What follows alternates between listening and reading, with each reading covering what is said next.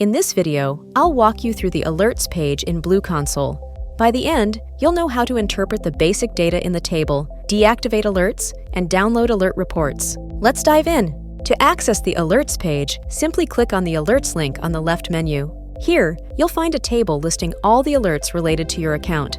Each row represents a distinct alert for a specific device, or for an organization in the case of an empty SMS pool alert.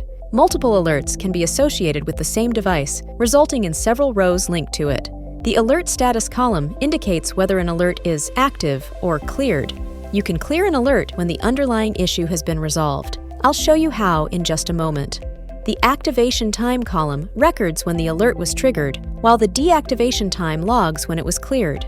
The Alert Type column explains the cause of the alert, and the serial number and description columns tell you which device the alert pertains to. You can also use these fields to filter alerts, for example, by a specific device ID.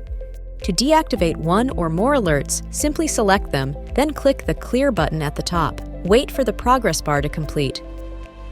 To download a report for a specific alert, click the graph icon on the right. A pop-up will appear showing a graph. Click Download to save the report, which will be generated in just a few moments. That's a quick overview of the Alerts page in bluConsole. For more detailed instructions, check out our online guide at blulog.eu/bluconsole. Thanks for watching, and stay tuned for more tutorials.